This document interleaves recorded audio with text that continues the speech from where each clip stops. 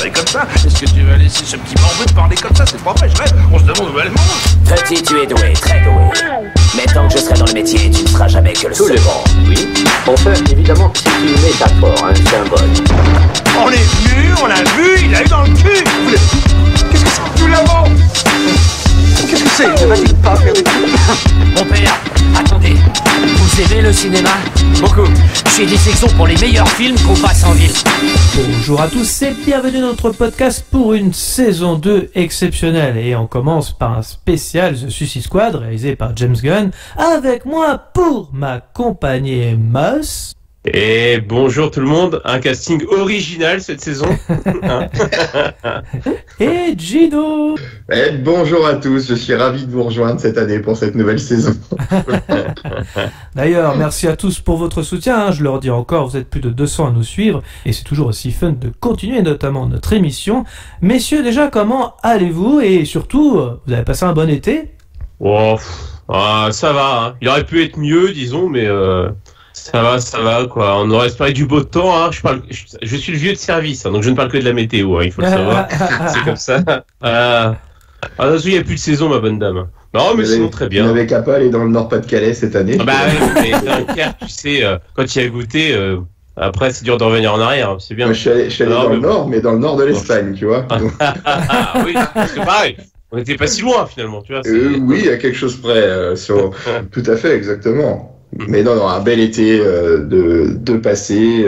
Ça passe trop vite, hein, comme par hasard. Oui. Voilà. Et toi, Gauthier, t'as passé un bel été? Bah oui, plutôt, on va dire de vacances là.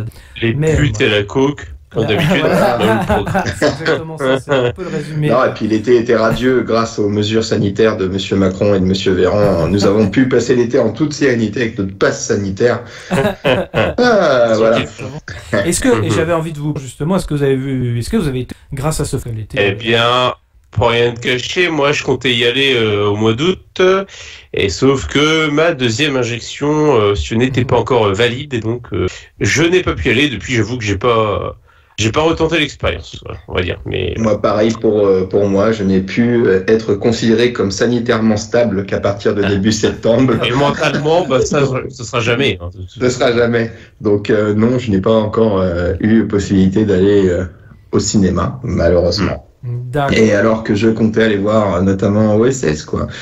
Tu l'as pas vu? Mais non, mais Monsieur Macron... Moi, j'ai vu ça cet été, je suis con. J'ai quand même vu OSS. Monsieur Macron, on a décidé autrement pour le pass sanitaire, donc c'est juste au moment où je voulais y aller, donc c'était foutu.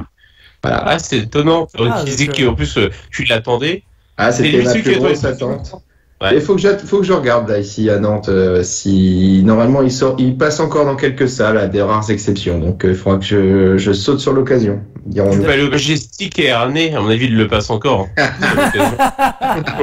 oui, c'est sûr, à mon avis. Arrête, ils sont encore sur l'avant-première d'Avatar à Ernée. D'ailleurs, oui, t'en as pensé quoi d'OSS? J'ai plutôt bien aimé. Après, c'est sûr qu'on sent que il y a plus vraiment la patte à Salvicius, c'est la patte Bedos, mais ce qui est normal. En même temps, c'est le but aussi qu'il impose sa patte à lui. Donc, on sent qu'il y a une différence par rapport aux deux premiers opus, mais franchement, j'ai plutôt bien aimé. Bah, après, c'est sûr qu'on a, comment dire, un Hubert qui est plus, aussi fringant. Du coup, puis il a un petit concurrent dans les pattes, etc. Donc, le contexte est différent, mais on va dire qu'il est peut-être. T'allais dire, il a un petit conquérant entre les pattes. Aussi. Enfin, qui est pas toujours aussi conquérant que ça. Hein. Faut voir le film, mais voilà. Bref. Et non, le film est plutôt bien. Du coup, j'ai plutôt bien aimé. Franchement, il y en a qui peuvent être déçus un peu. Je peux comprendre parce que, comme je dis, on sent une évolution de ton. Alors après, pour le meilleur et pour le pire, mais moi j'aime globalement bien. J'ai passé un bon moment devant. J'ai rigolé. J'ai suivi l'histoire avec plaisir. Donc je me rattraperai. Ouais, bah non, mais j'ai hâte d'avoir ton avis aussi. Et toi, Gauthier, d'ailleurs, t'en as pensé quoi? Moi, j'ai ri comme ma capote et du coup, c'était plutôt sympa. Ouais, non, vraiment, j'ai beaucoup aimé. Alors après, c'est sûr, hein, alors moi, j'ai déjà fait la critique là-dessus sur la chaîne, mais c'est le moins bon des trois. Mais globalement, c'est dans la continuité, c'est la même écriture. Voilà. Quand même, ça reste le même scénariste que les deux premiers. Donc même s'il y a un peu de redite, globalement, voilà, il y a quand même, en France, on a du mal à faire ce genre de production. Donc faut applaudir ce genre de choses et honnêtement et puis c'est toujours aussi drôle. Je pense qu'ils auraient pu aller plus loin sur les vannes. C'est juste ça que je reproche. C'est tout. C'est vrai. Mais bon, ça reste en tout cas un divertissement. Ouais. Bienvenue en 2021. Ouais, ils sont sur la retenue. Hein. On le sent quand même. Voilà, ils lâchent pas complètement les chevaux, mais bon, ça reste sympa à regarder quand même. Je pense, voilà. Mais je suis d'accord avec toi, Gauthier. Peut-être le moins bon des trois. Mais ça reste tout à fait acceptable. En tout cas, j'aurais tellement voulu pouvoir en parler plus que le sujet du jour que nous allons aborder. Oui, parce que effectivement, on va revenir à nos moutons, puisque le principe de l'émission, vous le connaissez, il est simple. Nous allons disséquer The Suicide Squad, sorti le 28 juillet 2021. Remarque, tu me diras disséquer si, hein, ça sent le cadavre un peu comme film. Hein, donc, je pense que c'est une belle métaphore, effectivement. Bon, les plus, les plus conciliants et les plus conscients de nos auditeurs imagineront que, vu que nous n'avons pas mis les pieds dans des cinémas depuis longtemps, que nous l'avons regardé en toute légalité, ce film. Oui, c'est ce que j'allais dire. Moi, je l'ai vu au cinéma. Oui. Toi, tu l'as vu au cinéma. Voilà. Moi, par rapport à toi, je suis ravi de ne pas avoir eu à débourser de mon honnête argent dûment gagné à la sueur de mon front pour voir ça. Voilà. Ça donne déjà un petit aperçu, comme quoi j'ai potentiellement aimé ou pas aimé le film. D'ailleurs, on va aller dans l'ordre, si tu le veux bien, Gino. Du coup, il est écrit également par James Gunn, qui en fait un film d'auteur, semi-film d'auteur, parce qu'il est également par John Ostrander, avec Margot Robbie, Idris Elba, John Cena et Daniela Melchior. Bref, la liste est longue, on va faire tout le casting. On en débat ensemble dans les cases commentaires, afin que vous puissiez également vous exprimer. Nous essaierons dans la mesure du possible d'y répondre. Des critiques dithyrambiques, les gardiens de la galaxie vers d'ici et une étoile de mer méchante. Ça commence maintenant. Vous êtes prêts à conduire ces hommes, prêts à devenir membre de la Ligue des Ombres. En plus, c'est pas un sac à main, ça s'appelle une sacoche. Indiana Jones en a une. Alors, avant de commencer à vous demander vos persos sur le long métrage et de le film, revenons tout de même sur ces critiques qui ont été plus qu'élogieuses au niveau du film, en tout cas sur la presse, puisque d'ailleurs Allociné annonce quand même un 3,7 sur 5, et énorme. Du coup, on a Écran Large, par exemple, qui nous dit que James Gunn s'approprie et outrepasse les conventions hollywoodiennes pour nous livrer le jeu de massacre inédit grâce à une vraie sincérité et beaucoup de cœur. The Suicide Squad redonne foi à une industrie tout entière. Quand même, mine de rien. Film Actu qui dit « Ne cherchez plus, le voici, le film de l'été. The Suicide Squad est un petit miracle comparé au premier film d'il y a 5 ans. James Gunn dynamite les conventions hollywoodiennes, réinvente DC et livre un jeu de massacre tellement jouissif, décomplexé, rock'n'roll, grandiose et attachant. » Alors on a LCI aussi. Le réalisateur des Gardiens de la Galaxie lâche les fauves en passant chez le concurrent DC et s'autorise absolument tout ce qui est interdit chez Marvel. De quoi signer un film aussi percutant que jouissif qui assume toutes ses prises de risque. Un régal. On a aussi Les Échos, un film anti-super-héros violent, jouissif et débridé. The Suicide Squad représente ce que la BD filmée peut nous offrir de plus rafraîchissant. Bref, il y en a beaucoup, hein. Il y a aussi Le Parisien, bref, qui encense le film. Alors, du coup, j'ai envie de vous demander maintenant, qu'est-ce que vous avez pensé du film? Est-ce que ça rejoint les critiques, même si vous avez fait un petit avant-goût juste avant? Dites-nous tout. On peut commencer par Meuse déjà dans un premier temps et après Gino. Ouais, déjà pour le jeu de mots, excuse-moi, mais ça a beau être fait par James Gunn, j'ai pas vraiment trouvé que c'était de la balle, hein. Bon, voilà, c'est la saison commence. Voilà, on reprend sur des bonnes bases. Non, en fait, c'est marrant parce que, comment dire, je trouve le film, alors c'est pas du tout le même film que le premier Suicide Squad de David Ayer, du coup, pourtant il s'appelle pareil, c'est un peu le même type de personnage. Et je le trouve, alors, je vais pas dire meilleur, moins mauvais que celui de David Ayer, globalement, mais en fait ils sont absolument incomparables, parce que là où celui de David Ayer était plutôt très premier degré dans l'ensemble, hein, même s'il y avait des trucs, voilà, pour les mettre de l'humour soi-disant, mais ça restait quand même assez premier degré. Là on en a rien à foutre, quoi. Là on va à fond dans l'humour de merde, l'humour gras, l'humour gore, on y va, on lâche tout, quoi, tu vois. Donc c'est pas comparable, du coup. Donc le sujet se prend pas au sérieux, comme je disais. Et mais j'ai trouvé ça que c'était artificiellement déjanté et puis un peu faussement subversif, quoi. Tu sais, c'est en gros il arrive après la guerre, quoi, parce que il y a Deadpool qui est passé par là avant, si tu veux, pour mettre un peu de gore et un peu d'humour gras et compagnie. Voilà, donc là pour le coup, puis là ça a les défauts des comédies américaines, c'est-à-dire que ça en fait des tonnes, ça sait pas trop s'arrêter, et du coup moi personnellement c'est censé être un peu comédie, c'est même pas un peu, c'est censé être une comédie, on pourrait dire. Mais moi, à part un moment où j'ai souri un peu vers la fin, sinon je me suis pas du tout marré, quoi, honnêtement.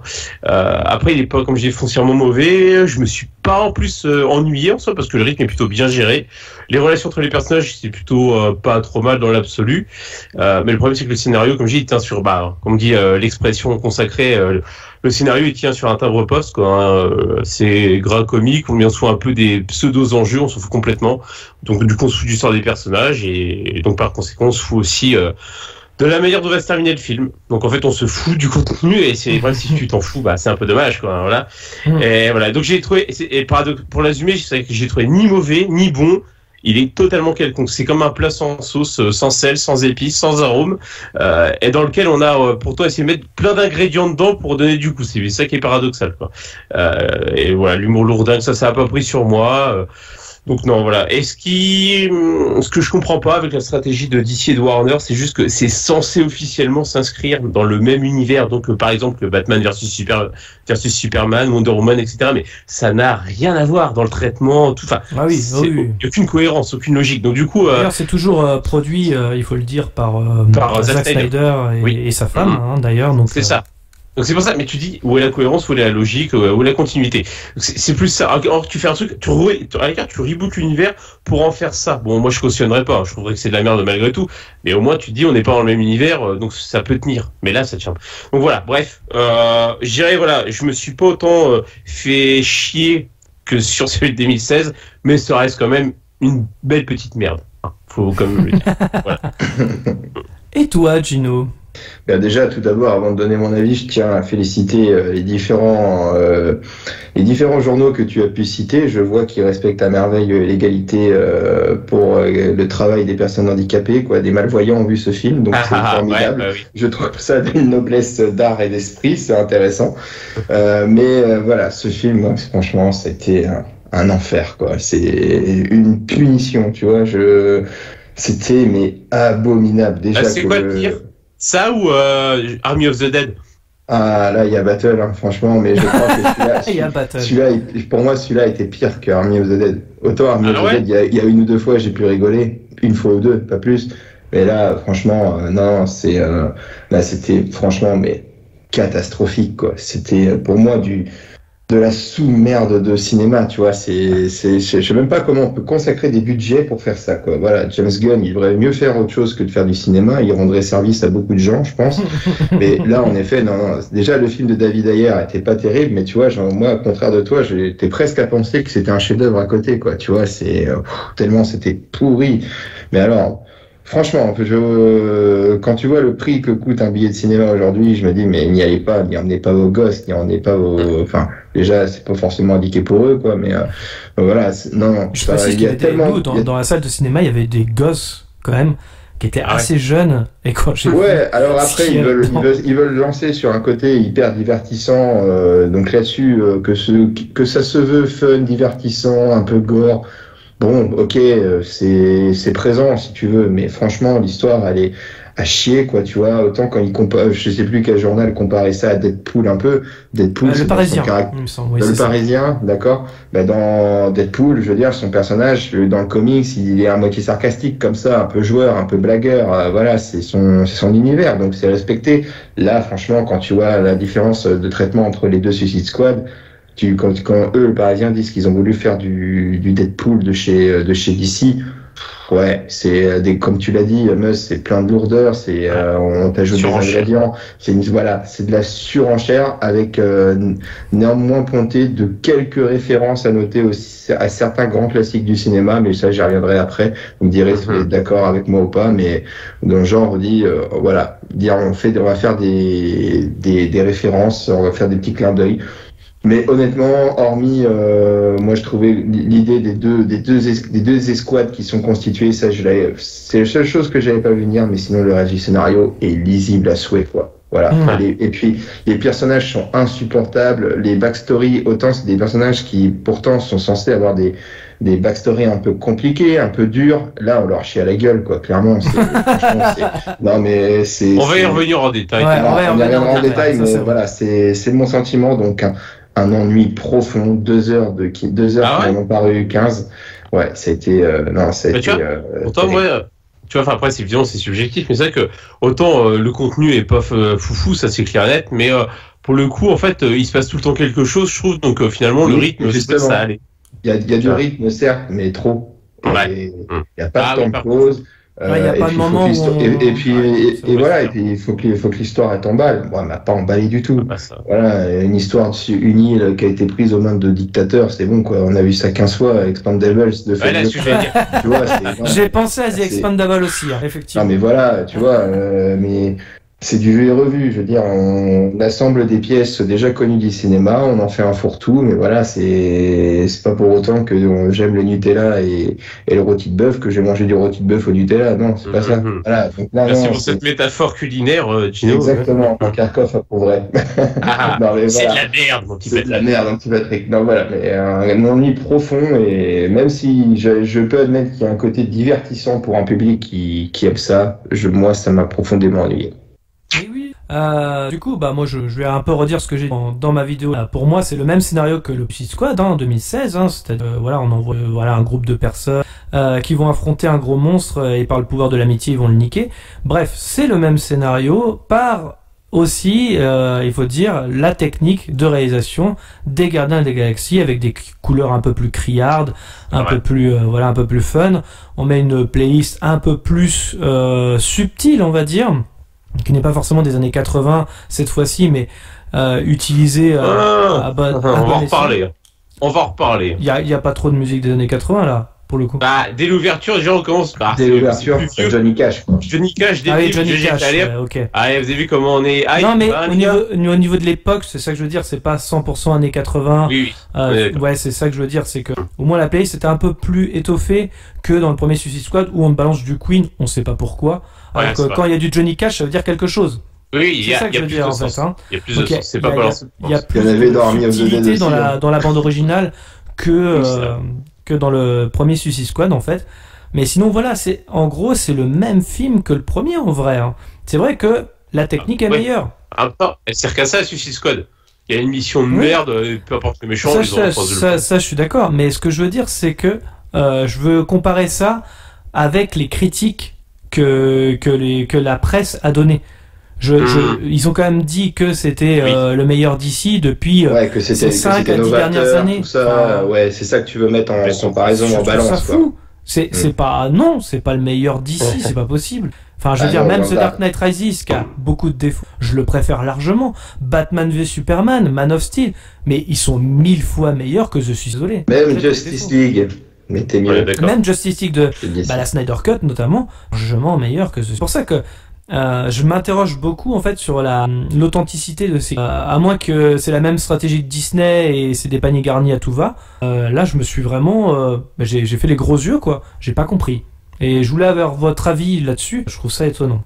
Non mais on est d'accord, c'est pas du tout le meilleur DC Comics, à moins que on soit né en 2021, effectivement, puisque c'est le seul, on va dire. Ah non, il y a la version version longue de Justice League. Même pas, tu vois. Non, tu vois, genre, à moins de s'être réveillé d'un coma là, il y a 3 semaines, je veux dire, enfin non, tu peux pas dire ça, quoi. Il y a un moment, non, mais ils ont fumé, c'est tout. Alors, pot de vin, j'en sais rien, mais il y a un problème, quoi. C'est sûr qu'il y a un problème quelque part. Mais bon. On va le disséquer. Je serais curieux de se connaître les critères de notation de tous ces journaux-là. J'en reviens pas non plus, parce que là, 3,7 sur 5, mais non, ça les vaut pas. C'est un film moyen. Alors, c'est pas une purge, comme. Non, mais on est à la limite du nanar, quoi. Ouais, selon moi, on est à la limite du nanar. Non, pas nanar. Parce qu'il est pas assumé dans ce sens-là, c'est-à-dire que c'est fait exprès. Donc, c'est fait exprès. Ouais, il y a des fois. Bref, ouais. Non, mais ça va, c'est trop lourd, c'est pas digeste, ça fait jamais mouche, et donc c'est pour ça que c'est le problème. En fait, si tu fais une comédie, il faut au moins que ce soit original ou que ce soit, je sais pas, c'est à l'américaine. Bon, on va rentrer dans le vif du sujet, on va pas ennuyer tout le monde. D'ailleurs, j'allais vous demander justement qui peut résumer le film. J'allais demander à Meus, éventuellement. Ouais, bah écoute, ça va être très simple. Il y a une putain d'île de merde, Corto Maltese, qui n'existe même pas. Je pense que Corto Maltese, c'est un personnage de bande dessinée. Ouais, exactement. Bref. Référence. Référence, c'est l'instant culture.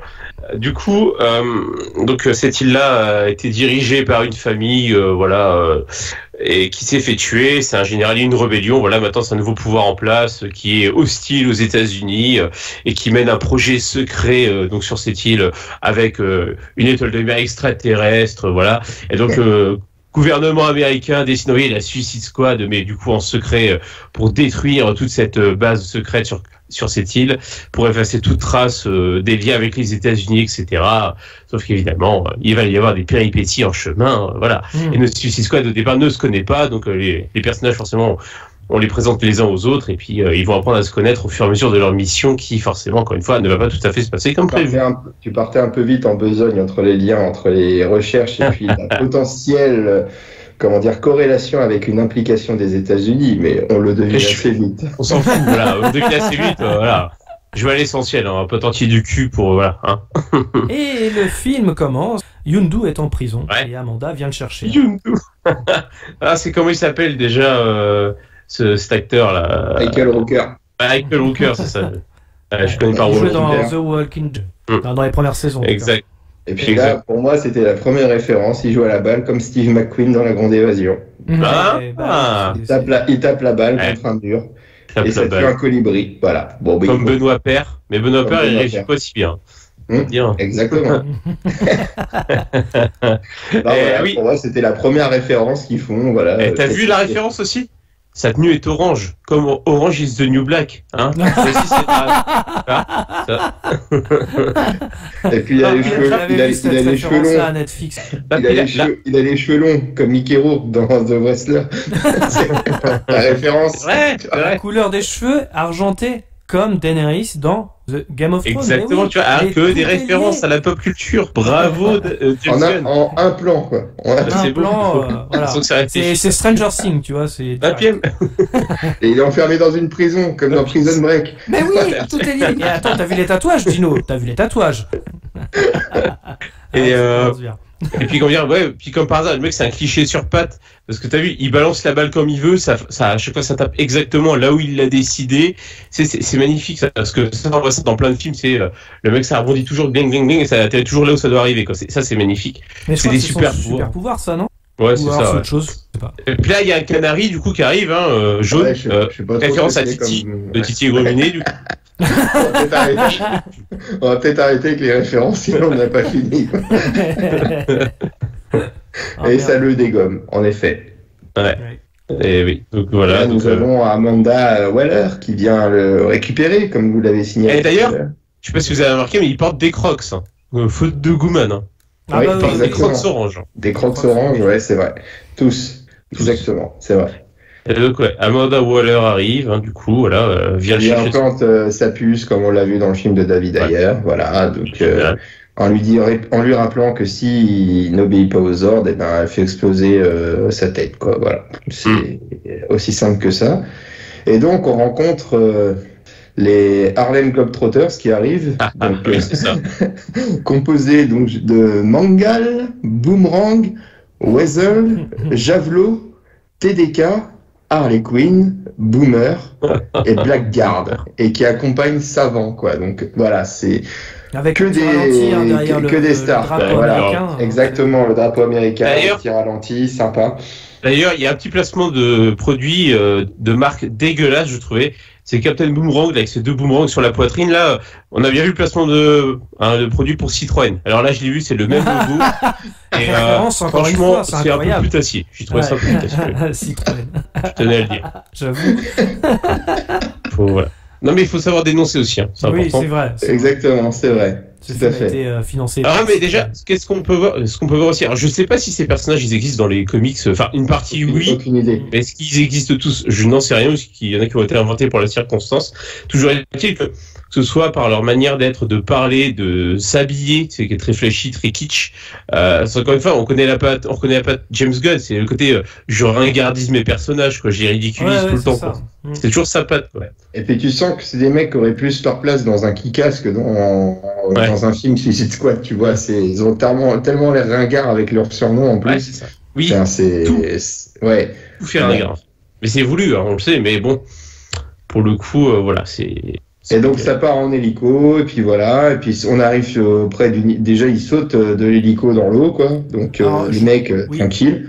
Ouais, j'allais dire, il y a des paris aussi qui s'ouvrent également dans le bureau d'Amanda Waller pour savoir qui va crever. Donc déjà, on sent que c'est déjà un jeu que James Gunn veut mettre en place, en tout cas que ce soit ludique. Alors ça l'a pas du tout été pour moi, hein, pour ma part, de savoir qui va crever ou pas. Je m'en foutais un petit peu parce que les personnages, on n'a pas le temps de les apprécier ou pas. En fait, finalement, à part peut-être 2-3 où on se dit bon bah ce serait con qui crève machin, mais encore on s'attache pas vraiment à eux parce que comme on disait, le film va trop vite, trop rythmé comme on disait, forcément on n'a pas le temps de s'attacher, quoi.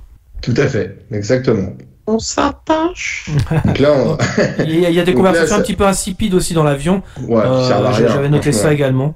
Bon voilà. Bah, en fait, tous les dialogues sont lourds, quoi. C'est l'humour. Ouais. Ah ouais. Ils ont tous souhaité 32 cuits, c'est quelle race de chien? Oh putain, mais sans déconner. C'est une belette. Non mais c'est Dino, bon, c'est une belette. Donc là, la belette, tout le monde saute de l'hélicoptère. Ils arrivent auprès du nid, pardon. Mais la belette ne sait pas nager. La belette ne sait pas nager, et puis Savant dit la fouine est morte. Voilà. Donc, ok. Donc on a dit tout à l'heure que c'était une belette. Le mec, déjà, pour un mec qui s'appelle Savant, il sait pas grand chose, hein.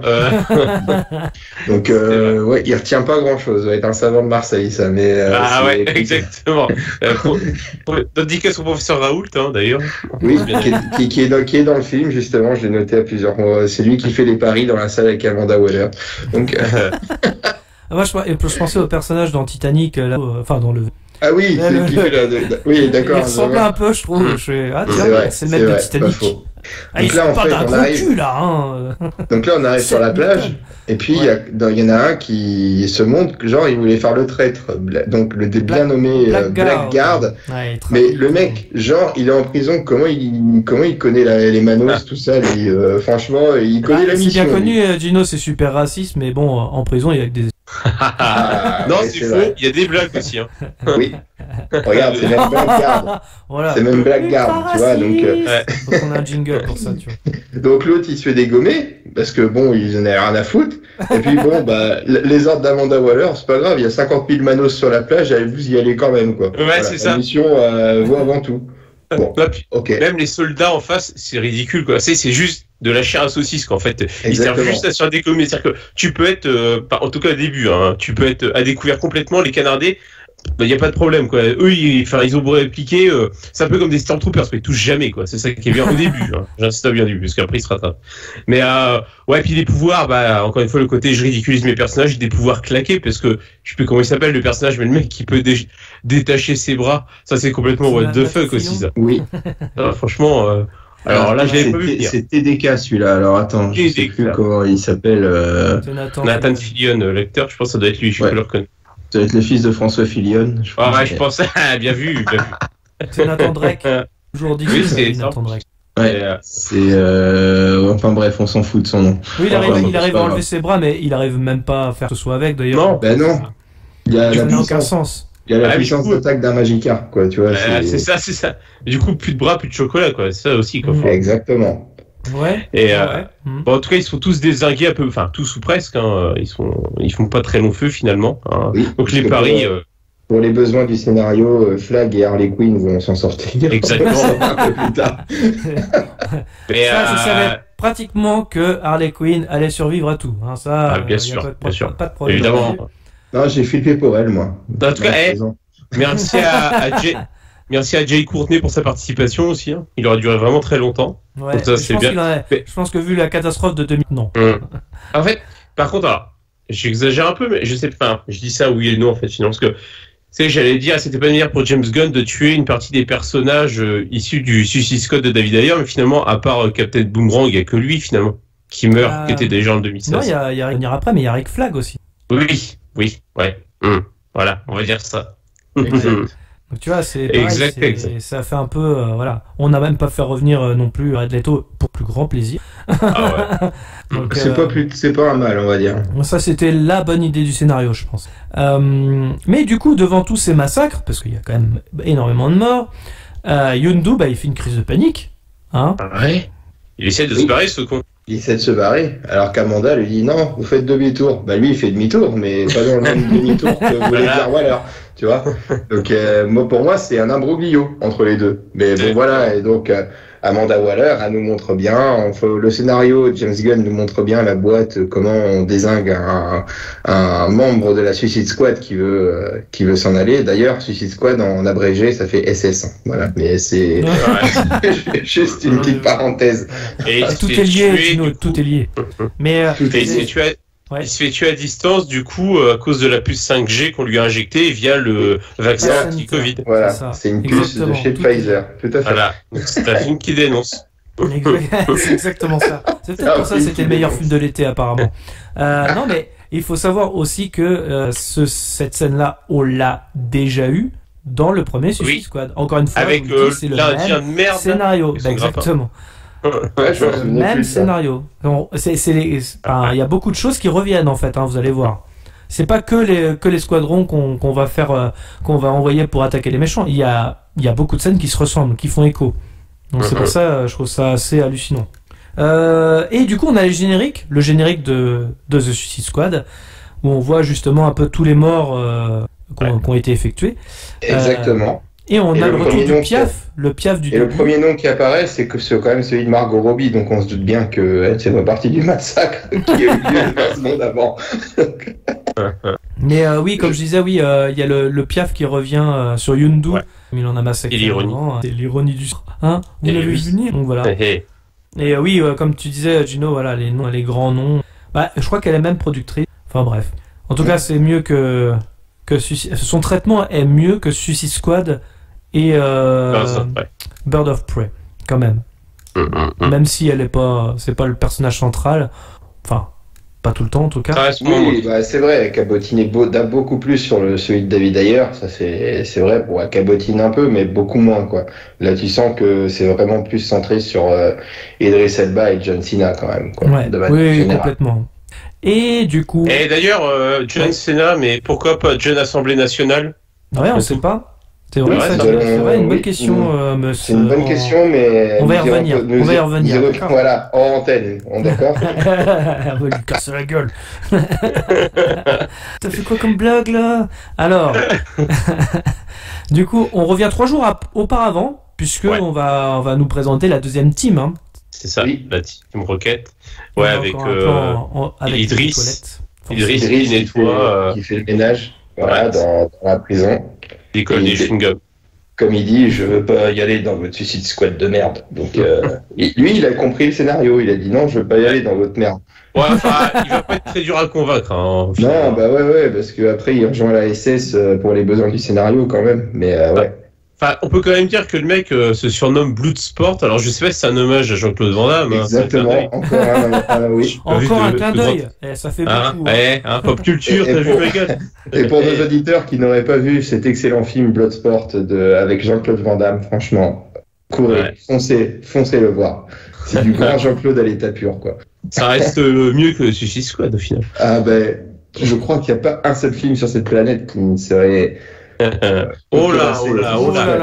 Nous mets pas au défi. Il y a bientôt. Je préférais regarder 3 fois l'intégralité de La Flamme à suivre que de m'imposer. Et du coup, oui, donc il se surnomme Bloodsport, mais il s'appelle pour de vrai, c'est ça, Robert Dubois, j'ai bien noté. Robert Dubois, oui, c'est ça. Ah, mais pas de la famille de Léo, déjà, rien à voir pour les fouteux. Mais Robert Dubois, quoi. Alors ça, franchement, je l'avais pas vu venir. J'avoue que d'habitude c'est toujours Harry quelque chose, tu sais, John, Jack. Enfin, tu vois, Robert Dubois, quoi. Robert Dubois. Alors franchement, il est peut-être canadien de base. Robert Dubois, mais ouais, c'est vrai que c'était impressionnant. Ouais, moi j'étais sur le cul aussi. Robert Dubois. Robert Hood ou je sais pas, tu vois, non, Dubois. Bon, bah, en tout cas, pourquoi pas. Hein. Mais ouais. Donc, j'ai rentré les origines, peut-être québécois, effectivement. J'y avais pas pensé. Et puis, comme tu dis, en effet, il met pas de temps à changer d'avis parce que 2 minutes après, il change d'avis parce qu'entre temps, il a rencontré sa fille. Alors, on a une scène, mais alors, d'une débilité qui ne sert à rien. Comme le premier Suicide Squad. Et oui, même scénario. Entre Will Smith et sa fille, oui, tout à fait. Oui, mais inversé. C'est une fille aussi. Ouais, inversé. Non, parce que là, c'est la version. En fait, Idris Elba, c'est le Will Smith, mais en version bad boy, quoi. C'est mauvais père vis-à-vis de sa fille. C'est un peu, c'est le dark mode de Deadshot, en fait. Oui, c'est ça. D'accord. C'est tout l'inverse du papa full valeur. Donc, en plus, il va se faire foutre. Donc, il a bien. Et il y a là, parce que du coup, ils sont en parloir, donc quand ils échangent, donc il y a une vitre et puis le téléphone de chaque côté. Et sa fille qui gueule et tout au téléphone là envers son père. Ça m'a rappelé les blagues dans le métro à Paris. Pareil, c'est qui gueule tout fort au téléphone. C'est la même chose. Donc, est-ce que bref, je vais m'arrêter là. On s'égare. Ok, on y reviendra. Tu digresses là, je crois. Non mais ouais. Ouais, donc en tout cas, c'est l'anti-Will Smith. La querelle est ridicule, donc ça s'insulte entre père et fille, pardon. Non, tu penses que moi, simplement parce que j'ai volé, c'est simplement me faire prendre qui t'a énervé. Non, c'est que tu t'es fait prendre pour avoir volé un truc de merde, une montre, voilà quoi. Oh là là, c'est minable. Et puis derrière, on rappelle quand même qu'il a soi-disant mis Superman quand même à l'hôpital avec une balle en kryptonite et le mec il évoque ça, on s'en fout, ouais, complet quoi, c'est ça. Ça c'est juste la phrase pour dire que c'est dans le même univers, hein. C'est juste pour le rappeler. Mais c'est ça. Et parce que sinon, heureusement qu'il nous le rappelle, parce que sinon c'est mort quoi. Enfin, à part les Queens qu'on a vu ici et là, franchement, honnêtement, on n'a pas l'impression que c'est dans le même univers. Non, complètement. Et puis dans la foulée, on a la random idée qui sort de l'ordinateur de James Gunn avec tiens, si tu vas pas dans la Suicide Squad, ta fille elle va être dans une prison de Louisiane. Ah, tu l'as pas vu venir celle-là, hein. Ouh. En tout cas, Amanda Waller n'utilise pas la langue de bois. Non. Et donc là, c'est parti, menace au crayon, c'est... Ouais, à mon avis, clin d'œil à John Wick, tu vois. Oui. Encore la pop culture. Encore, toujours. Sauf que John Wick, il faisait pas que menacer. C'est vrai, lui le faisait. Tout à fait. Et là, donc, on a la présentation de la seconde team. Non, puisque en tour du pot, il va accepter. Surprise. On a King Shark, pardon, excusez-moi. C'est vrai. Je me suis trompé de film. Putain, je me mélange dans mes fiches, moi. King Shark, en effet, doublé par Stallone en VO. Tout à fait. Et par son doubleur français, dont j'ai omis le nom, Daniel Beretta, je sais plus. Non, Daniel Beretta, c'est pour Arnold Schwarzenegger. C'est Alain Dorval. Alain Dorval, exact. Voilà. Non, moi je l'ai vu en VO, pour double peine, quoi, tu vois. Enfin, d'un sens, c'était peut-être mieux, ça va peut-être sauver ça. Tu l'as mis en VO? Oui. Et pourquoi? Parce que comment dire, si c'est dit ouais non mais là un film comme ça se vend en VO pour le jeu des acteurs et tout, tu vois, là je veux la quintessence du film quoi, tu vois, enfin t'es un puriste toi.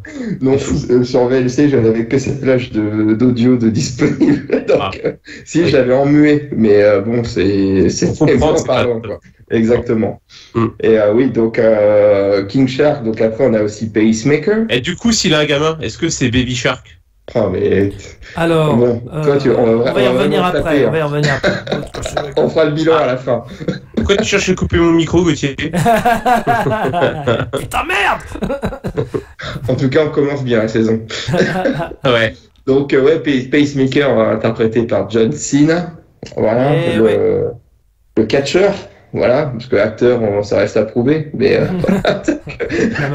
c'est un peu le Dwayne Johnson de Wish, quoi, en quelque sorte. Ouais, c'est ça. Donc on a ça, après on a Cléo Caso, dite Ratcatcher. Ouais, c'est ça. Donc la femme qui parlera. Premier qui était interprété d'ailleurs par Taika Waititi. Exactement. Et on a Abner Krill, pardon, je sais plus, l'homme au petit pois là. C'est Polka Dot Man, joué par David Dastmalchian, qui était d'ailleurs adepte des films DC, parce qu'il jouait dans le Batman de Christopher Nolan, puisqu'il jouait un des sbires du Joker, l'excellent The Dark Knight en tout cas, et aussi, c'est important de le savoir aussi, dans la série très nulle de Gotham. Et il faisait aussi la voix du pingouin dans Un long Halloween, donc l'animation de Batman. Et il a joué aussi dans la série Flash, pour continuer avec DC. Donc voilà.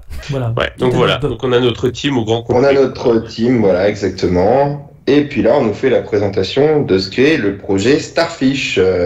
Présentation de la mission, John. Exactement. Et comme quoi ce serait des copains Haïti, tout ça, voilà, donc des extraterrestres. Et donc on a les gros nazes dans la salle de projection du briefing, l'autre, le requin qui découvre qu'il a une main. Voilà, ouais, donc, franchement. J'ai censé faire, mais si même le jeune public a rigolé à ça, bon alors là je ne sais plus quoi dire. Bon, il y a juste comment il s'appelle, justement Polka Dot-Man, moi il y a que lui qui m'a fait rigoler, et encore c'est vraiment des petits sourires, pas non plus la franche rigolade. Il y a que lui qui voilà. Avec sa mère là, ouais, j'ai trouvé ça lourdingue, mais oui, on y reviendra. Ok. On y reviendra. Et attends, elle montre des images pour expliquer la mission, là, si je dis pas de bêtises. Oui, c'est ça. Avec un vidéoprojecteur. Oui, il y a la fameuse blague la blague. Le John Cena. La scène de comédie, non, où Ratcatcher demande c'est quoi ça, ou c'est parce que oui. Si vous avez des questions, c'est quoi ça, un vidéoprojecteur, un rétroprojecteur, pardon. Vous en servez encore? Non, bah pourquoi vous le jetez pas? Ouais, voilà, merci. Qu'est-ce que ça vient foutre là? Je sais bien pas. Écrit. C'est écrit avec le cul, parfois, on va pas se mentir. Ouais, c'est pas écrit par Audiard, ça on en est sûr. C'est clair. Alors, du coup, on est rendu où là? Présentation de la mission, la seconde équipe. Oui, la seconde plage du débarquement, forcément. Et puis, revoilà Harley Quinn. Ah, ça c'est après, non? Ouais, d'abord on voit la fine équipe arriver sur sa plage. Voilà, exact. Effectivement, parce qu'après on revoit Harley Quinn parce qu'elle va récupérer le javelot. Alors ça, on appelle ça la préparation paiement parce que le javelot va sûrement nous aider pour la suite du film.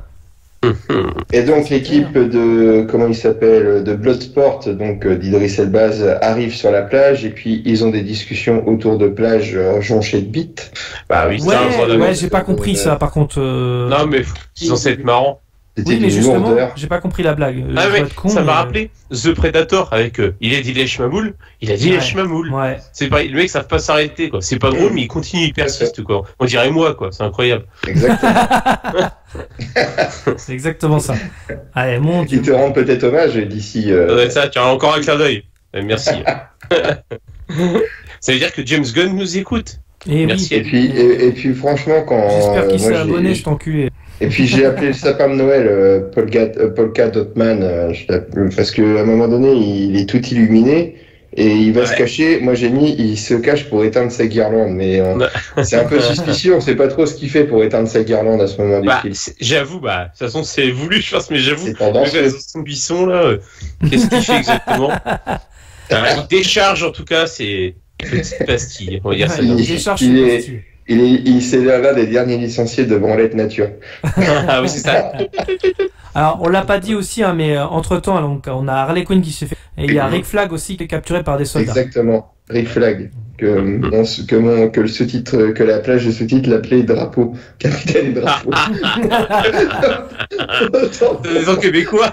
Non, c'était... Non, c'est les sous-titres. Non, les sous-titres. Ouais, mais... Captain Drapeau, ça peut être que du québécois, non? C'est pas possible. Non, ça m'a fait penser à Pascal Obispo, quand il s'appelait Capitaine, je sais plus quoi. Tu vois. Ouais.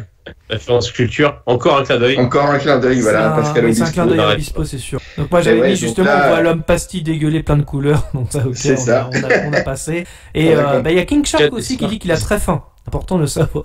Oui, c'est vrai. Bagarre avec les requins, et là, on voit John Cena en slip débarquer. Bon, et c'est censé être drôle aussi. Ok. Et la meuf, après on voit donc la meuf Ratcatcher, on voit qu'elle contrôle les rats avec une PS Move ou une manette de. C'est ça, exactement. PS Remote, je sais plus. Ouais, c'est ça. Tu vois, donc bon, ok. Je me dis, ça fait une demi-heure de film, on commence bien. C'est vrai. Ça démarre sous les meilleurs auspices, comme on dirait. Quoi. Alors on a une scène de secours, hein, parce qu'il va porter secours à Rick Flag.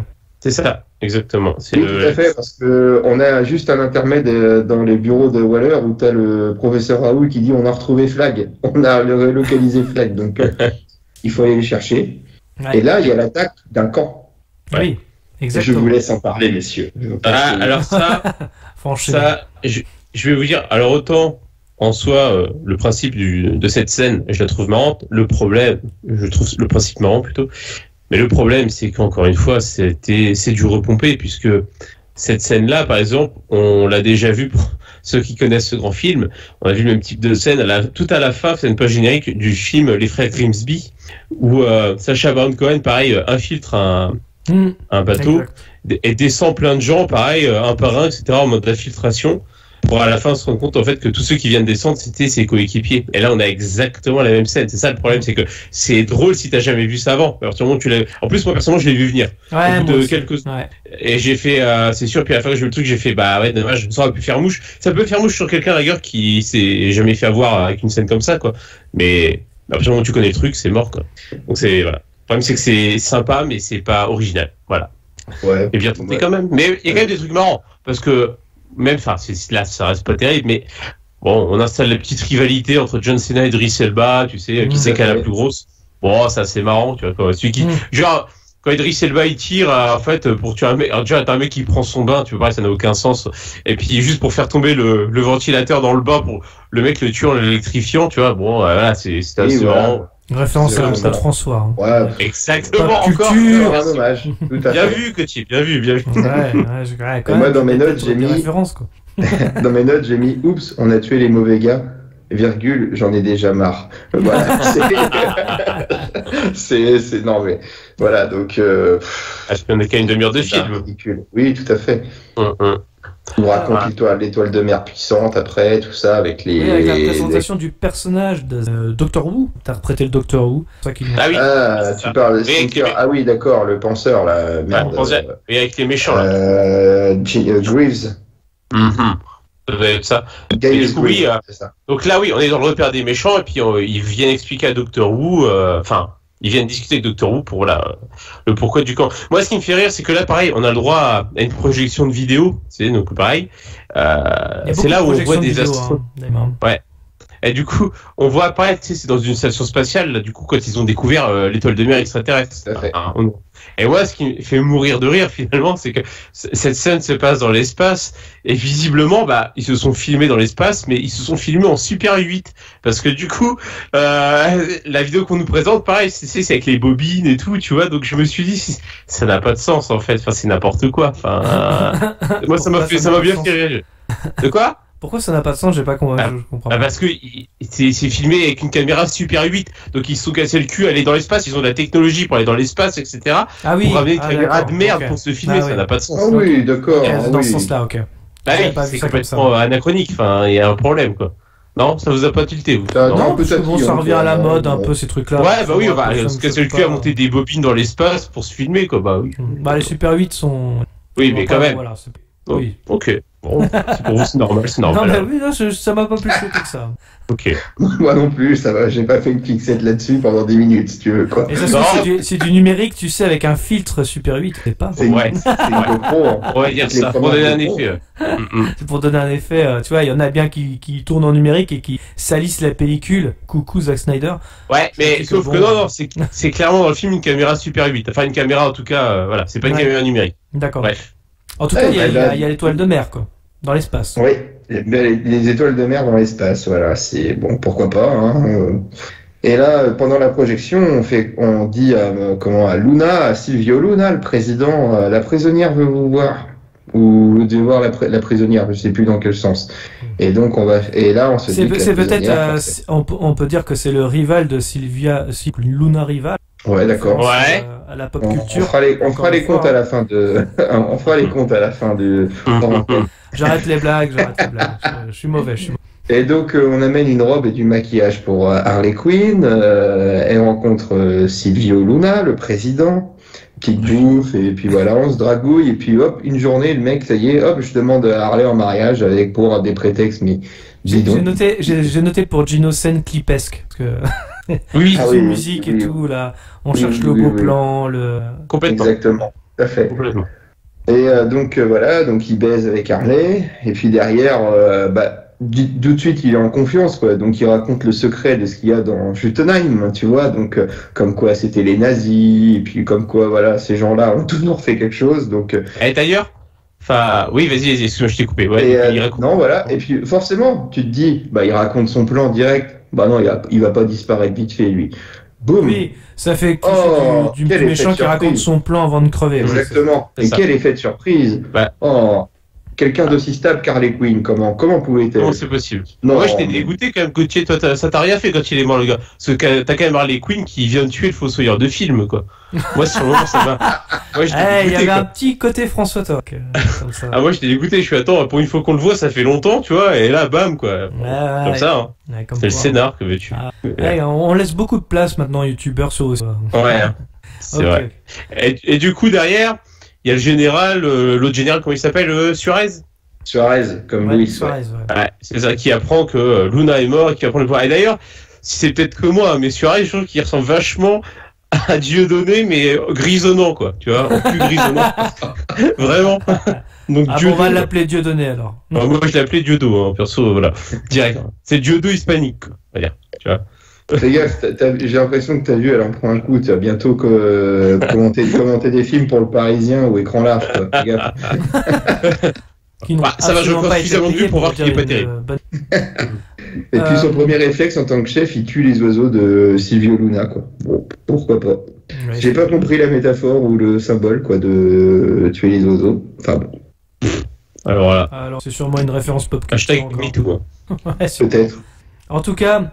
On a Polka Dot Man qui parle de sa mère à l'équipe, qui sera une blague qui sera souvent utilisée. Donc là, on a la scène du bus. J'ai eu peur qu'il fasse la même scène de bus, justement, que dans The Predator. Ah oui, on était parti presque sur le même truc. J'ai fait non, ça a été. Ça aurait pu, effectivement. Bon, le truc avec la mère, bon, voilà, c'est le running gag, effectivement. Bon, c'est original. C'est pas plus drôle que ça dans l'absolu, mais bon, bien tenté. J'ai mis que c'était une backstory claquée. Bon. Voilà, claquée au sol. Par contre, ils ont une proportion, ça c'est pour ajouter la petite touche émotion, c'est à l'américaine encore une fois. Les personnages, t'as juste à leur demander un tout petit peu un truc sur eux, ça y est, ils partent en déballage de vie, quoi. On installe le background, tu sais, on raconte. Ouais, c'est assez. Toujours. C'est comme comment elle s'appelle, Ratcatcher 2 là, justement, elle dans le bus, elle parle de son père, avec encore une fois une projection, pas en Super 8 cette fois-ci. Mais sur la vitre du bus de sa backstory, et c'est vrai qu'il se livre vachement vite, quoi. C'est limite une famille comme dans le premier Suicide Squad. Il dit que papa était toxico à Pantin, quoi, tu vois, c'était un toxico. Mais... c'est ça. C'est là qu'on voit Taika Waititi d'ailleurs parle de son père toxico. Tout à fait. Et là, après, on arrive à Sin City. Du coup, au bistrot, on picole, on danse. Par contre, avant, faut juste dire quand même qu'ils ont trouvé un nouveau comparse en la personne de Milton. C'est très important. Oui, Milton, exact. Et Milton, c'est pas son pouvoir, malgré le fait que, bon, voilà, c'est... Bref, embryon. T'imagines, ça se passera à Paris, ça ferait Paris-Milton.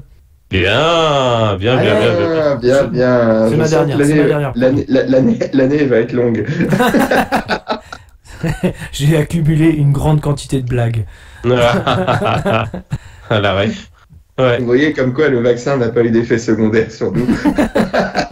Par contre, quand même, juste quand ils arrivent au bar, là, j'ai bien aimé, bon, en termes de mise en scène, on peut quand même trouver quelques points positifs, les jeux de couleurs qu'a utilisé James Gunn. On a un côté un peu jaunâtre, qui tire sur le vert, un peu de rouge, un peu de bleu. Enfin, quand ils arrivent à l'extérieur, même si c'est au niveau de la projection, sur les souvenirs de Ratcatcher, pareil, c'est assez jaunâtre et tout, j'ai bien aimé. Oui, je trouve ça assez joli. Ouais. Mais en fait, le film est assez propre, même au niveau des effets spéciaux. Il est propre. Ça, j'ai pas grand chose à dire là-dessus sur la technique. Il y a de la technique, quoi qu'il arrive. Ça me fait bizarre d'être sérieux. Reprenons nos codes. Vite. retournant à la boîte de nuit où il y a une scène avec aussi justement quand ils sont en train de danser à picoler machin où tu vois qu'il y a toutes les personnes de la boîte de nuit sont la mère de l'autre. Ça m'a fait marrer. C'est la seule chose où je me suis dit je m'y attendais pas. Enfin même si on voit ce running gag par la suite. Je serais curieux de savoir c'est qui l'actrice qui fait la mère, tu vois, pour voir si ça doit être un délire entre eux. Je serais très curieux quand même. Mais oui, ça doit être quelqu'un de l'équipe ou je sais pas. Ça à la rigueur, ça pourrait être drôle à la rigueur de savoir ça en effet. Je suis d'accord avec toi. Et c'est le moment où arrive Graves, du coup, le penseur. Il arrive à la piraterie. La piraterie. Il arrive et puis du coup, Idriss Elba le chope et puis il y a les soldats qui débarquent au même moment, quoi. Il y a un truc qui est drôle aussi. Enfin, vous avez vu la gueule qu'il a, Docteur Who, là. Oui. Qui rentre dans le bar, et personne ne le visage. Personne. Et puis normal, personne ne le reconnaît, quoi. Comme si c'était quelqu'un d'important, comme quand du coup on va dire ils disent on cherche des hommes sur la tête. Exactement. On cherche des Américains et voilà donc Idriss Elba il dit à Ratcatcher vas-y pars avec lui et un autre gars avec Polka Dotman. Et puis l'autre il fait avec Flag et avec John Cena, c'est nous les Américains et tout, donc mais personne dit aux gardes, il y avait l'autre aussi avec tous ces pocs sur la gueule qui étaient là aussi, Grace il était là, non ça gêne personne, quoi, c'est normal. Puis tu peux sortir hyper facilement par derrière visiblement parce qu'ils sont sortis sans être emmerdés. Exactement. Pourquoi ils ont pas tous fait ça en fait? Ça. C'est la magie du scénario, ça s'appelle. C'est la magie du scénario. On va dire que sans leur diversion, il y aurait eu des gardes derrière. On va dire ça comme ça. Suspension d'incrédulité. Voilà. On l'a interprété comme ça. Donc bref, ils se font coffrer par les soldats, du coup. Forcément. C'est ça. Et puis bon, ils arrivent. Enfin, ils sont capturés, mais ils s'échappent quand même, quoi. Ça dure pas très très longtemps. Très facilement, tout à fait. Ouais. Bon, il n'y a pas trop de suspense. On s'inquiétait pas trop pour eux. On s'inquiétait pas pour eux. Puis mine de rien, moi, il faudra qu'ils m'expliquent comment ils ont fait parce qu'ils sont menottés tous les trois dans le dos. Donc ils tuent on peut tuer d'un coup et tout, boum, ok. Les mecs, ils ont une caméra à l'arrière du camion, ils voient que John Cena, il les vise, boum. Et on n'a pas un truc sur les clés ou quoi que ce soit. Donc j'imagine qu'il y avait des clés cachées pour qu'ils puissent se démenoter, certainement. Voilà, et par un jeu de hasard, certainement, il percute un camion qui fait que le camion d'après n'est même pas recherché par d'autres autorités. C'est quand même formidable, ça. Donc, il y a pas beaucoup de moyens quant au Maltese, donc c'est bon. Déjà les impôts sont élevés, mon gars, alors c'est bon, calme-toi. Quant au Maltese, t'as l'impression que c'est une île toute pourrie qui est pas développée dans Tropico. C'était quoi dans Expandables, Valletta, je sais plus, un truc comme ça. Je sais plus. Un truc comme ça. Mais bref, c'est dans la même idée, quoi. C'est toujours un truc hispanique, quoi, comme par hasard. Exactement. Tout à fait. Ils ne savent pas se défendre tout seuls. Et là, on a Harley Quinn qui se fait torturer. Oui. Pendant ce temps. Elle se fait torturer, elle a l'air de kiffer, quoi. Juste avant, vous avez oublié de noter quand même le Marcel d'Idriss Elba. Parce qu'on a vu John Cena en slip, mais aussi. C'est un petit clin d'œil, pareil, comme toi, Vin Diesel dans Fast and Furious, tu vois. oui, j'avais pas vu la référence. Bien sûr, mais oui. Mais voilà, donc je tenais à le dire. Si on peut juste noter les petites transitions de James Gunn, en fait, en mode chapitre. Et des fois avec les éléments de décor. Je trouvais ça bien foutu. Oui, c'est vrai. Faut le noter aussi, ça c'est sympa pour le coup. Voilà. Donc on peut revenir à la voix off d'Harley Quinn n'est pas insupportable là-dessus. Je trouve que c'est un peu des. Un peu. Bon, après c'est. Moi je l'ai en VO, donc après je sais pas, mais en VO ça passait encore, je trouve. Voilà. Mais j'aime bien en plus la voix française d'Harley Quinn. Je sais pas, la voix off en plus de. Ouais. Enfin voilà. Donc du coup on se retrouve avec Harley Quinn qui se fait torturer par Dieudo et son pote. Ouais. C'est sûrement Simone. On voit qu'elle est plutôt souple, quoi, et tue le gars de DF, quoi, et puis après. Justement, le gars de DF, on dirait un peu J.K. Simmons là, mais de Wish encore une fois, tu sais, je sais pas si vous avez vu. Pareil, tu sais, il a un peu barre, un peu, enfin voilà, c'était vite fait, quoi, vite fait. Ils ont des références. C'est un film pareil. de références. On sait, James Gunn, encore une fois, il aimerait garder ses personnages, mais là, c'est pareil. C'est hyper cliché, c'est hyper convenu. Bon, on sait que c'est voulu de sa part, mais le mec qui, évidemment, se retourne devant, se met dos à Harley Quinn, qui est soi-disant inconsciente. Pareil, alors, tu le vois pas venir du tout, quoi, le truc. Non, bah non. Non, c'est clair. Alors là, surprise. Elle arrive voilà, oui. nickel. Ouais. Après, c'est un massacre. Des plans qui sont un peu étonnants. Parce que j'avais l'impression de faire un peu la scène de Bird of Prey où il y avait plein de couleurs et tout ça dans une prison. Et là, dans cette scène-là, il y a pas mal de fleurs autour d'elle. Mais autant dans Bird of Prey, c'était logique puisqu'elle était sous coke. Là, j'ai pas compris pourquoi il y avait des fleurs, genre elle est cinglée, quoi. Ah, tu parles de la scène du sous John Wick, là, où elle tout le monde. C'est ça. Ouais, c'est ça. Oui, bon, après, il a voulu remplacer le sang par les petites fleurs. Bon, bah, écoute, pourquoi pas. Après,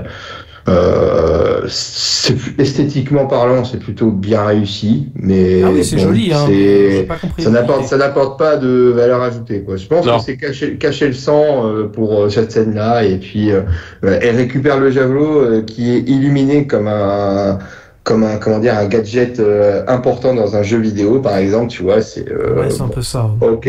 C'est plus de l'habillage qu'autre chose, mais bon, la scène est plutôt stylé, hormis cet habillage furry qui est peut-être pour moi un peu surcoté, un peu surfait. Par contre, c'est stylé, mais c'est tellement convenu. Ouais, puis par contre, je suis désolé, mais moi je suis dictateur, j'ai des soldats comme ça, je les vire, hein, parce que faut pas déconner. Les mecs, attends, ils sont 50, ils sont pas foutus d'arrêter une gonzesse, quoi. Il y a un moment, faut changer de métier, hein, c'est pas possible. Mais elle a quand même mis des Rangers, et puis voilà, ça la rend plus ça fait la diff. Ouais, ça doit être ça. Exactement. Ça doit être ça. Et là, on a l'escadron suicide qui essaye de libérer Harley, mais comme oui, il y a un petit effet comique, hein. Et voilà, comme quoi il y a comment il s'appelle Idris Elba qui était en train de grimper et puis il s'arrête net, quoi.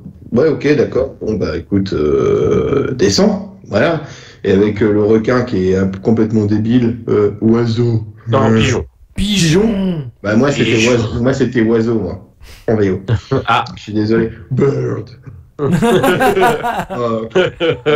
Merci de profiter de cette VO. Je vous en prie, c'est mon on fera ça maintenant. Tu seras notre spécialiste VO, tu regarderas tous les films en VO dorénavant, Tino. Ouais. Donc le prochain film, la semaine prochaine, sera La vérité si je mens. Je regarderai en VO. Voilà. Ouais. Alors donc, là, juste après, donc bon, on va dire, mais du coup, il y a l'explication de la mission à Thinker, hein, sur un toit de pour aider à pénétrer dans la prison de l'extraterrestre. Avec les rats qui bouffent les câbles des caméras, quoi. De toute façon, ça bouffe tout, ça. C'est incroyable.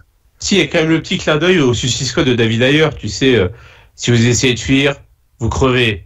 Si vous ne laissez pas, vous crevez. Bah, là, il faut pareil avec le mec, quoi. Tu mens, tu crèves, tout ça, machin, c'est voilà.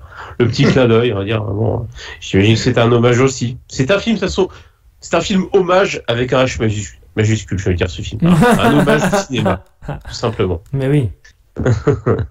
Donc voilà, il explique le plan. Alors, donc, couper comme tu dis, les rats vont aller grignoter les petits fils de caméra pour qu'ils puissent rentrer. Exactement.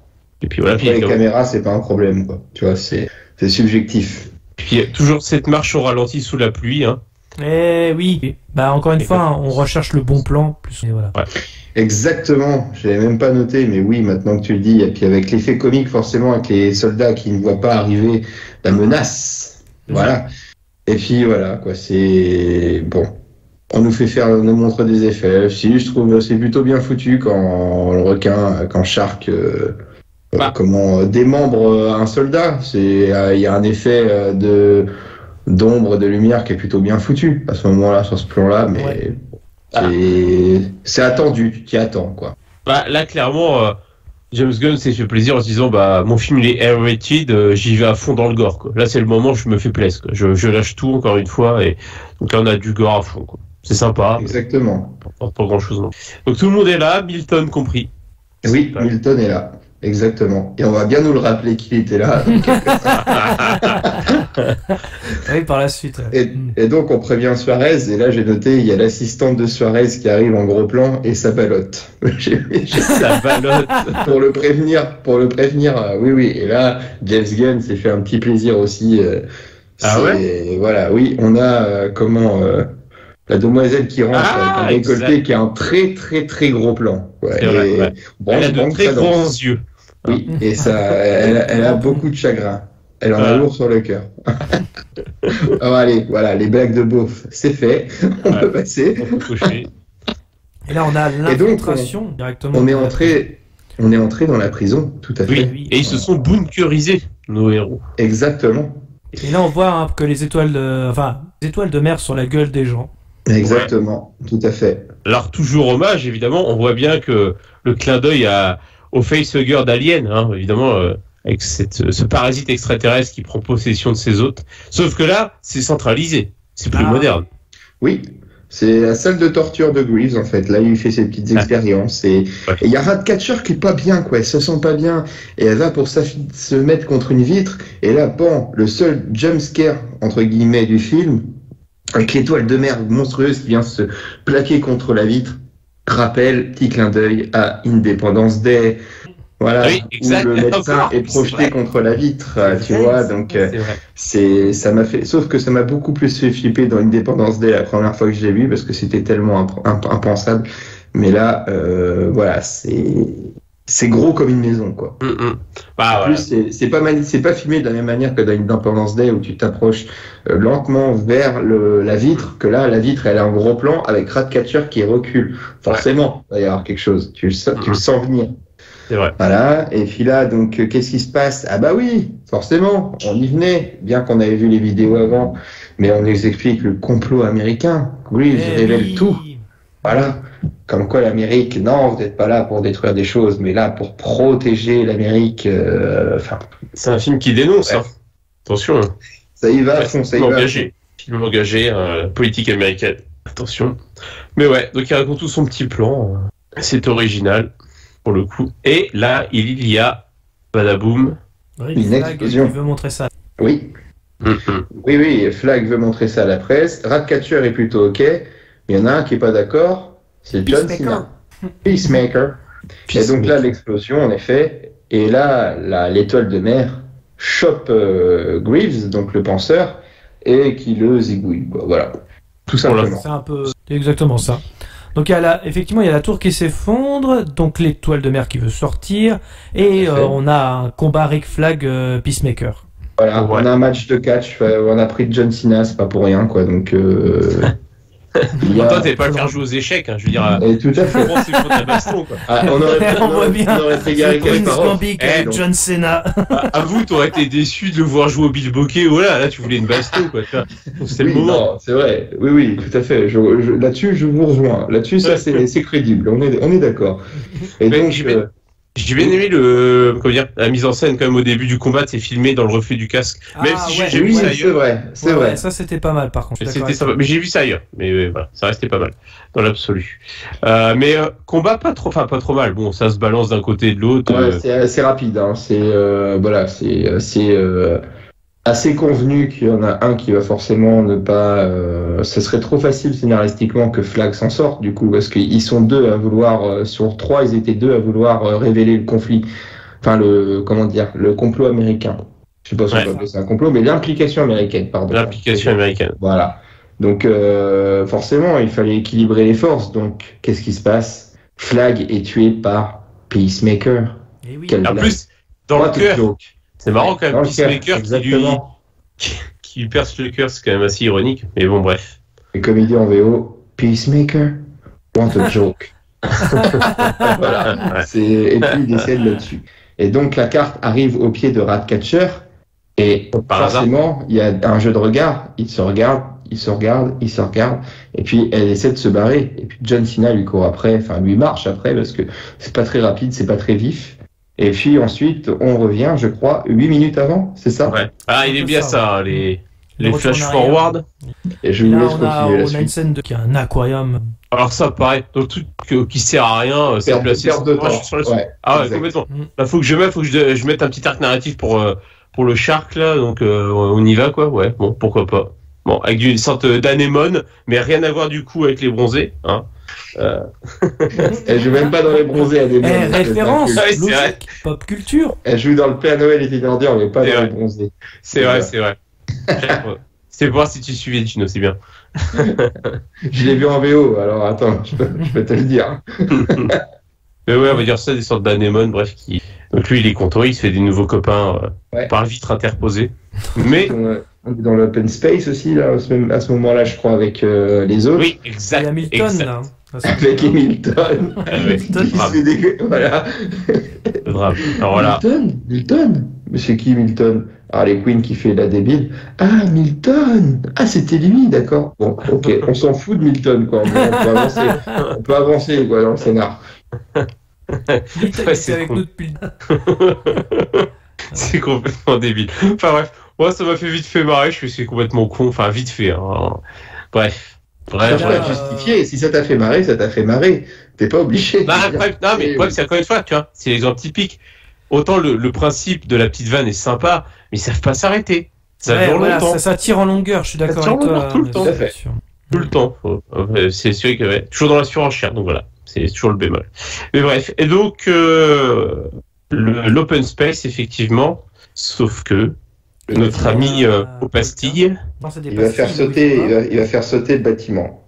Parce qu'il y avait des explosifs qui étaient bien sûr déposés de manière complètement random sur le sol. Voilà, donc le bâtiment commence à s'effondrer. Le requin. Ça fait bim bam boum. Voilà, bim bam boum. Char qui fait une chute de 70 mètres de haut. Mais il est, comme on nous l'a dit, présenté presque comme un dieu lors de sa présentation, il est pas mort, quoi. Voilà. Ouais. Et puis, il va manger le colonel dans un effet comique, avec la tête du colonel qui est encore vivante. Enfin, d'un colonel ou d'un chef d'escadron, je sais pas trop. Ouais, c'est plutôt ça. Avant, t'as quand même oublié de dire qu'il se fait bouffer par les anémones. Oui, il se fait attaquer par les anémones. Vraiment la blague après. Tout à fait. Ouais, enfin bon, ça m'a pas marqué non plus des masses, ça. Ah bon? Quand même. C'est le meilleur film du film. Et le bâtiment s'effondre étage par étage en ce qui concerne Bloodsport. Et puis là, on a un peu une scène de western, tu vois, parce qu'on revient, pour situer à nos auditeurs la chronologie, on revient au point où Pacemaker est en train de menacer Ratcatcher de la tuer pour dissimuler les preuves. On comprend donc qu'il était le coup d'avance souhaité par Amanda Waller. Le scénario. Et le sport gagne ce duel. Mais oui. Oui, dans un gunshot ridicule. Et l'autre connard lui demande mais comment t'as fait? J'ai rapetissé mes balles. J'ai des balles plus petites. Ok, d'accord. Ok. Là, John donc, est rayé de l'équation. John Cena. Et puis le boss final arrive, quoi. Et voilà, le boss du jeu vidéo, effectivement, voilà. qui est là. En plus, il est même présenté comme ça, quoi. C'est marqué The Suicide Squad versus Étoile de mer, quoi. Tu vois, Starship, quoi. Enfin, c'est d'un ridicule sans nom.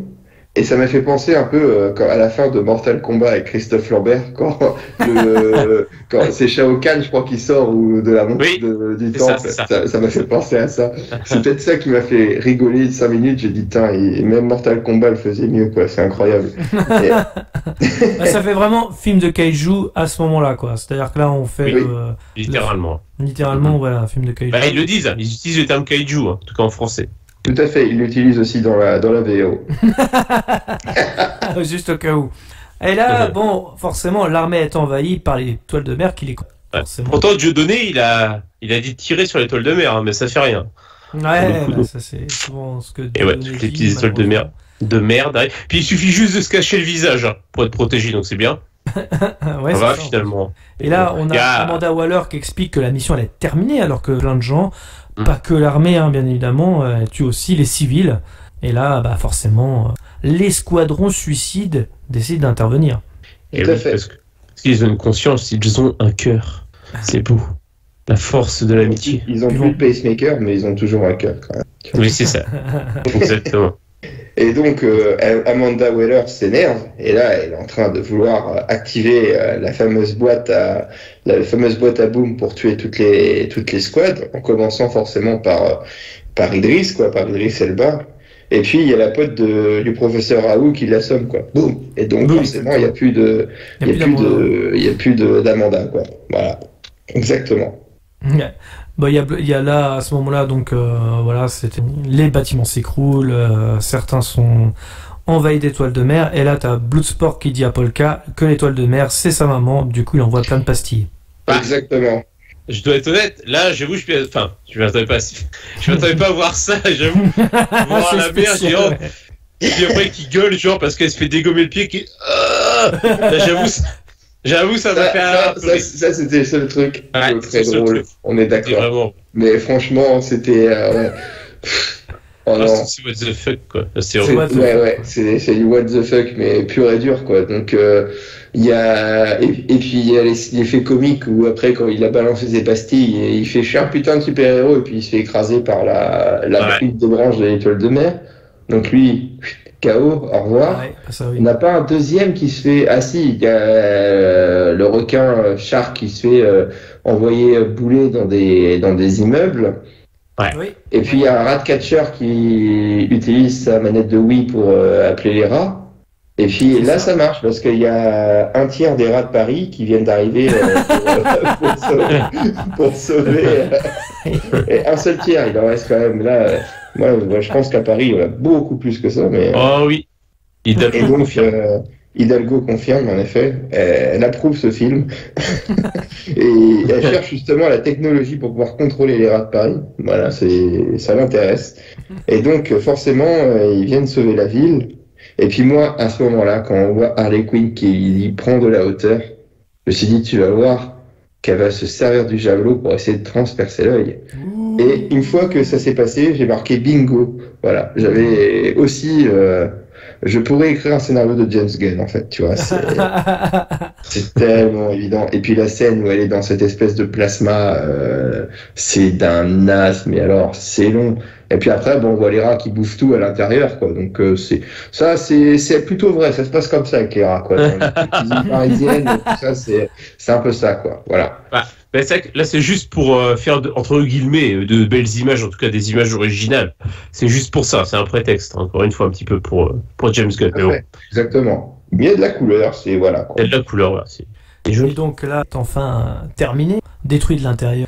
Mais finalement, en fait, quand j'y repense, Harley Quinn qui va dans l'œil, ça... Non, parce qu'il serait mort quand même. Ah oui. Les rats seraient rentrés quand même, j'imagine. Ouais. En tout cas, Bloodsport a les documents avec lui, qui fait du coup du chantage à Amanda Waller. Avant quand même, non, juste on voit la victoire à Corto Maltese aux infos, c'est bon, les gentils ont gagné, les peuples est sauvé, et puis la fille de Bloodsport voit son papa, son papa. Ah oui, c'est ridicule ça. C'est quelle horreur. La petite larme à l'œil, c'est mon père. Ça m'a rappelé Armageddon. Et il y a le représentant à la télé. Oui, c'est ça, c'est exactement ça. C'est hommage à Armageddon, à Army of the Dead aussi. Mais oui, papa, c'était bien ton projet de food truck. Voilà, c'est un peu ça, quoi. Tu vois, on est dans le clichésque à 100% de ce genre de truc. Tout à fait. Enfin bref, voilà, pas un grand film qui restera dans la postérité. Donc, attends, notre équipe remonte, se bat en hélicoptère parce que comme tu disais Gauthier, oui, il a de quoi faire chanter Amanda Waller du coup avec le disque dur.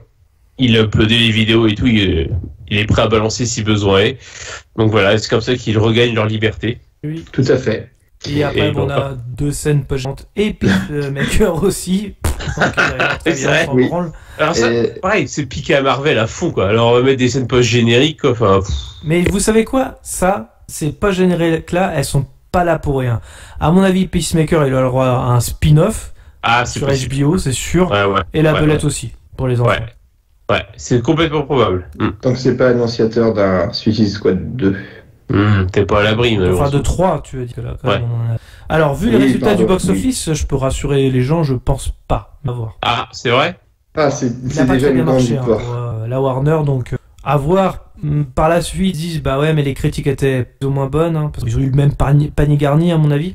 Mais voilà, en gros, je suis pas sûr qu'il y ait un 3, honnêtement. Là, comme ça, je peux me tromper, attention. Ah, on n'est jamais à l'abri, malheureusement. J'aimerais te dire que c'est sûr, mais d'ici, malheureusement, à part s'ils font, comme on disait, il y a The Batman qui arrive au mois de mars. leur DCU là, moi j'arrive pas à le suivre quoi, c'est nul. Il n'y a aucune cohérence, il n'y a aucun fil conducteur. En fait, ils reprennent tous les films et ils mettent The devant. Tu vois, c'est ça. Mais comme c'est The Justice League, t'auras The Joker. Non mais The Suicide Squad, espérons que ça signifie que ça va être unique, justement. On va espérer que espérons, en effet. On espère tous. Oui. On l'espère tous, en effet. Enfin bref, mais toujours est-il que je ne comprends toujours pas, vous non plus a priori, la hype autour de James Gunn, parce que autant encore une fois si c'est bien filmé, c'est propre, mais en termes d'histoire, ça ouais, voilà, c'est ennuyant, et c'est surtout que ces histoires sont oubliables. Ouais, elles ne restent pas en mémoire. Le film, vous allez l'oublier assez rapidement en fait. Et c'est pour ça que je comprends pas, comme tu disais, Meus, cette hype autour de lui, parce que effectivement c'est un bon technicien. Je lui reconnais que au niveau de la technique, il y a ça. Au niveau de l'humour, 2-3 trucs drôles, mais pas plus. Pour le reste, je suis désolé, c'est chiant quoi. C'est vrai. Enfin, on verra son prochain projet. Mais... ce sera Gardiens de la Galaxie Volume 3. Super ton projet. Oui. Ce sera The Guardian of the Galaxy. Est-ce que vous vouliez rajouter quelque chose, un dernier mot concernant The Suicide Squad? Non, je pense que ça suffit. Mais maintenant, on a envie de le mettre hors de notre vie. Voilà, maintenant c'est fait. Voilà, c'est ça. C'était 2 heures d'atroce souffrance et franchement. Le premier est quand même beaucoup plus horrible que ça. Et un peu plus pénible quand même. Je trouve. Ouais, mais celui-ci il est un peu plus loin dans mon esprit parce que je l'ai vu une fois en 2016 ou 2017 et je m'étais fait la promesse de ne plus jamais le revoir. Ce qui s'est passé. Donc, voilà, c'est. En fait, je crois qu'à partir du moment où il y aura un titre où ce sera marqué Suicide Squad, ce sera oubliable pour moi. Voilà, ce ne sera pas possible. Eh bien, en tout cas, merci à tous de nous avoir suivis. Je vous rappelle que vous pouvez clocher, commenter, mettre un pouce bleu, nous suivre sur les réseaux sociaux, Facebook, Twitter, Instagram. Les liens sont dans la description. Et dans tous les cas, rendez-vous dans les salles obscures pour de nouvelles aventures. Bonne soirée à tous. Bonne soirée à tous. Salut, à la prochaine. Comme ça, est-ce que tu vas laisser ce petit barbeux te parler comme ça? C'est pas vrai, je rêve. On se demande où elle mange. Petit, tu es doué, très doué. Mais tant que je serai dans le métier, tu ne seras jamais que le Tout seul. le monde, oui. Enfin, évidemment, c'est une métaphore, un symbole. On est venu, on l'a vu, il a eu dans le cul. Qu'est-ce que c'est? Nous l'avons. Qu'est-ce que c'est? Ne va-t-il pas faire des trucs? Mon père, attendez. Vous aimez le cinéma? Beaucoup. J'ai des sections pour les meilleurs films qu'on passe en ville.